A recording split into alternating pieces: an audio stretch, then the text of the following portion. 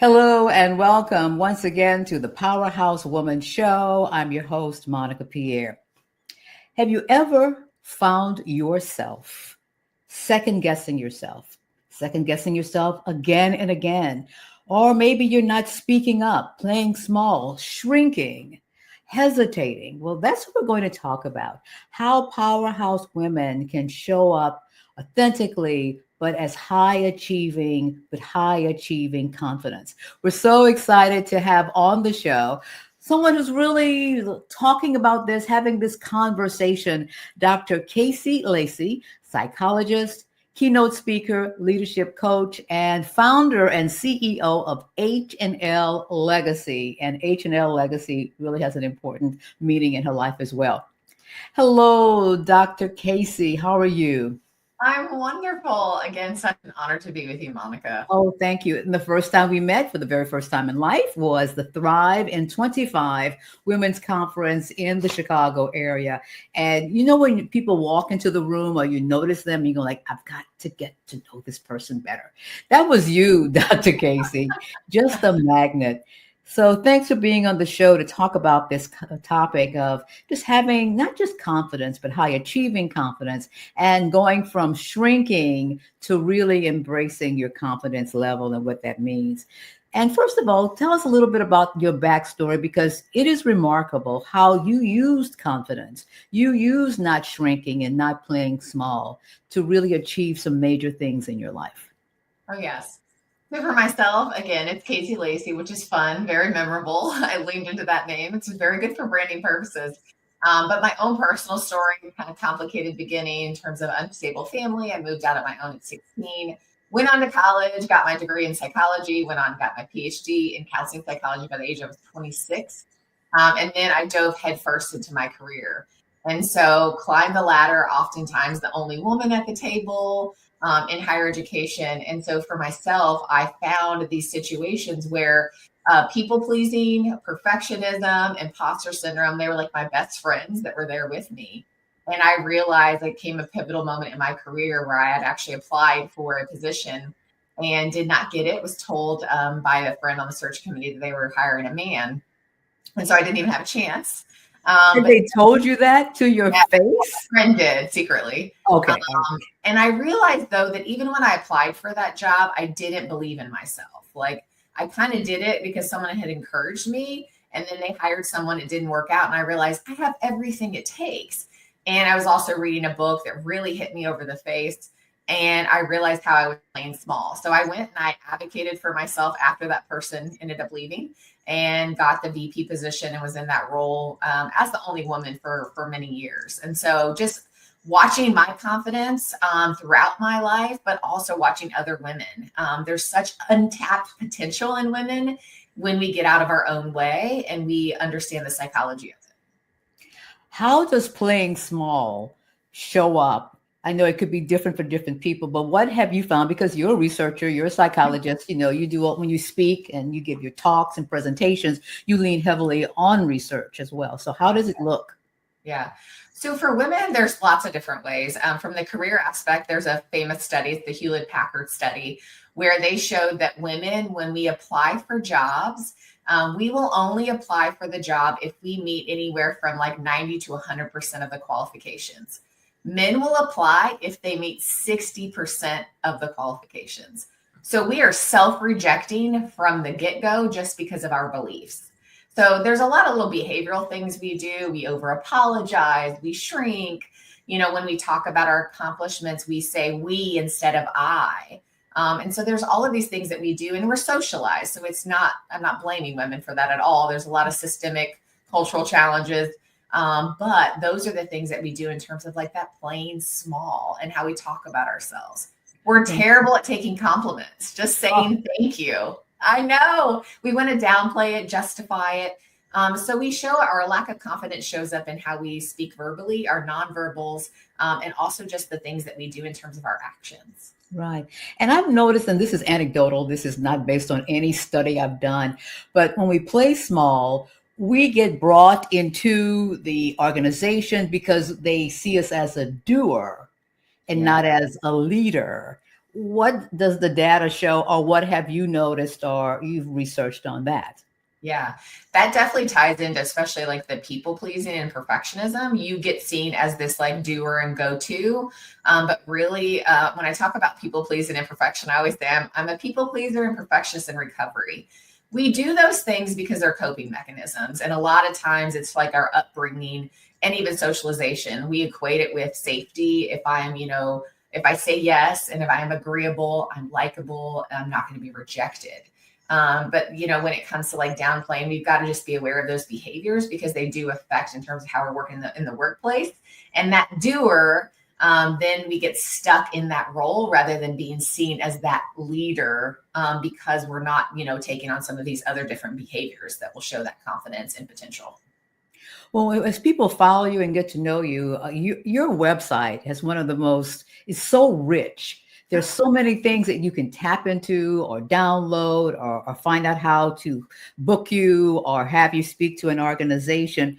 One of the things that you say came as a result of what your clients wanted, and that is the confidence boost pep talk. Yeah. How do we pep ourselves up? I mean, it's one of those where, again, I was speaking there, like several individuals just asked, they're like, I just want to listen to you for like 5 minutes before. So whether it's like a big interview or, you have a big meeting or something's coming up and you just need that boost, like that's where I was like, okay, I'll put together kind of a 5-minute pep talk, because I think of like, I'll call my best friend, she gives me those pep talks. And as women, we do this to each other. We're always lifting each other up.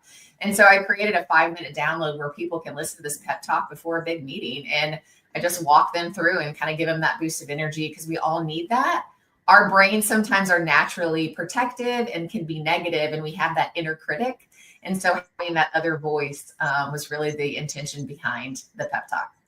One or two little things that we could tell ourselves before stepping into a major meeting or a pitch meeting or even being interviewed on a talk show or a podcast. I think the biggest thing is like, I'm enough. I'm more than enough. And I belong here. You're not lucky. You didn't just fade in. That's a lot of imposter syndrome talk that comes in. But yeah, I'm enough and I belong here. Oh, that is really amazing. That is really, really good. We talked about imposter syndrome, people pleasing. The other one is perfectionism. How does that show up, particularly for people that we admire and say, like, man, she is so well put together. She strides into the room like she owns the place, only to find out that she doesn't always feel that way. Yeah, yeah. Perfectionism is one of the like most common that I see with my clients and high achieving women. And truly, it's like we have this like, if I'm perfect, then I will be okay. I will be safe. But in all reality, it's a trap, because perfectionism is unattainable. And so we're on this cycle of like, oh, I'm going to be perfect. But I think more now than ever, and I think Monica, you would attest this, people are craving authenticity. We crave realness. And so the best leaders I know, they're the ones that are vulnerable, that own up to their mistakes, that show that failure does happen because we're human. And so the more real we can be and let go of that perfectionism, because we're just going to run ourselves into burnout if we're chasing this unattainable goal of perfection. Because what I've noticed too is that you either maybe in one or two camps, you get up super early or get up and stay up really, really late so that you overthink, that you run all the scenarios so you could address it.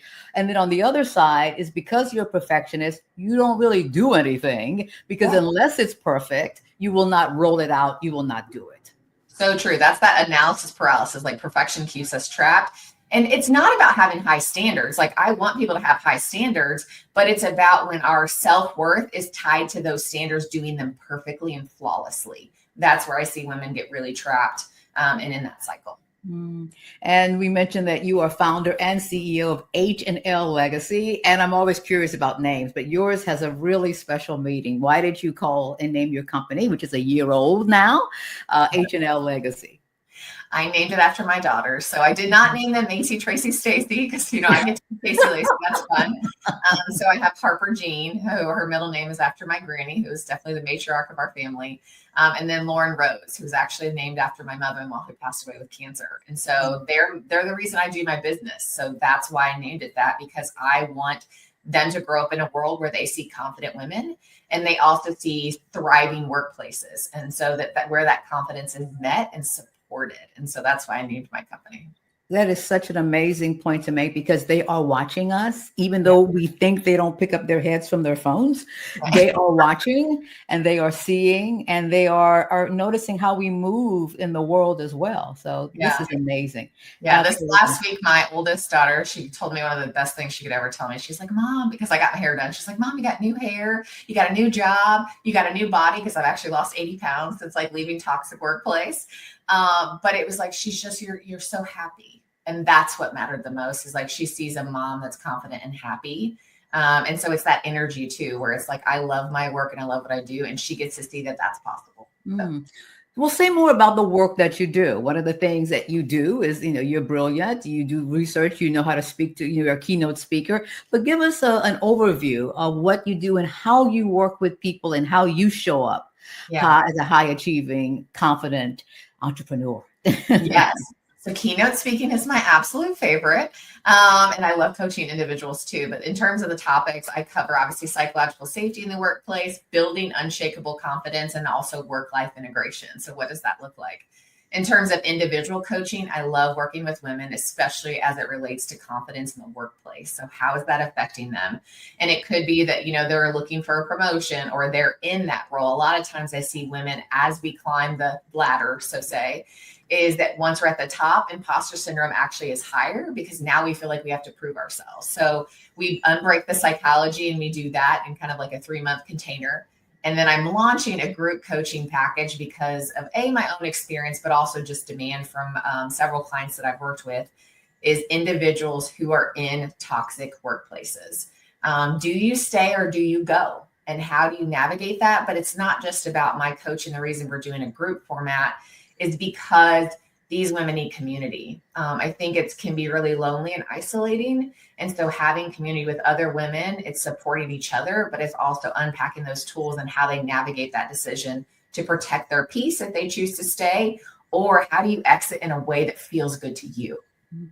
What are you hearing from either your clients or other people or people who come to you after you do your keynote speaking? How are they defining toxic workplaces or toxic environments? Yeah. So I talk about the concept of psychological safety, which is Dr. Amy Edmondson's research. And that concept is, can I show up in a workplace and be myself, make mistakes, disagree, challenge, status quo without fear of retaliation? And unfortunately, there's lots of workplaces where people feel like they can't be themselves. They're stuck, they're silent. They just don't feel safe to be them. So that's a lot of what I describe, and people feel seen and heard. And they're like, yeah, I can't, because I've seen what's happened to other people, or I just don't feel alignment in terms of boss or leadership. And so some of those challenges is what I'm seeing. And does that exiting take planning, strategy? Because I'll admit, sometimes I just grabbed my purse and that was the end of that. Oh yeah, those are beautiful moments too. Yes, I think, and there's those moments where it's like, see you, but even after, as you leave a toxic work environment, they're still unpacking a lot of that, because I don't want women to take that same, and I don't want to use the word trauma, but like the trauma of the experience with them to their next place. So some of it's healing and unpacking that. But it's about leaving in a way that feels good to you, because when you're in a workplace where your power has felt like it's been taken away, I want to figure out how we can give you that power back and you exit in a way with that power, not leaving it at the place. Mm-hmm. And most of your clients, why do they come to you, particularly when you're working one-on-one with them and they look at imposter syndrome or they're looking at perfectionism or whatever, people pleasing? When do they decide that this is what I need and I need it now? Yeah, they get to that point where it's like your pain points where like enough's enough. They get exhausted by the overthinking, the analysis paralysis, just the time, the mental energy that's spent with people pleasing, imposter syndrome, perfectionism. And so they're like, I want to change this and I want to see that it's possible. A lot of times too, they'll start to see early signs of burnout. They just don't have the same drive for their particular positions. They're wore out. They're not taking care of themselves in lots of different ways. And so that's when they're like, okay, I need a coach. And that's where I love to work with them. And sometimes too, it's as people are wanting to get promoted, like I know this is coming and I really want to make sure that I'm working on myself so that I am a better leader career when I land this role. And finally, before we go, Dr. Casey, what about resumes? And you talk about a resume audit to make sure that the story you think you're telling is the whole story about your brilliance and your high achieving confidence. Yes. This was something, again, that came up with clients. And I've spent lots of years reviewing resumes, being on hundreds of search committees. And I realized that women would play small. And we were talking about that selling themselves shorts, even in their writing. So the language that you use, looking at even your LinkedIn, like, are you adequately celebrating yourself? Because we're not so good at that. So making sure the verbs and the choice of words, those things are there. And there's also ways to strategically position yourself so that you're highlighting more that future career, because we're sometimes we just list out our job description rather than like, let me write this for the job that I'm going for in my future career and really highlight that so that you're positioning yourself well. Excellent. So we are out of time. Thank you so much for being with us. How can people learn more? Send them to that website. That's just amazing. And how can they be in touch? Yes, definitely on my website. So CaseyLacey.com. I'm also really big on LinkedIn. So you can find me on LinkedIn. You can search Dr. Casey Lacey, Instagram, social media, all the other stuff, but LinkedIn is my primary one. So they can definitely find me there. Wonderful. Thanks for being with us. We really appreciate it. Oh, thank you so much, Monica. It's meant the world to me. Oh, thank you. Hang on just a second. And thanks to all of you for joining us. Our show is brought to you by the Powerhouse Woman Show, our 6-month coaching program where we help you to unveil, discover, develop, and deliver your talk and your story that shows in the world that you belong and you are a high achieving, confident person. We'll talk to you next week. Until then, enjoy the rest of your day. Bye-bye now.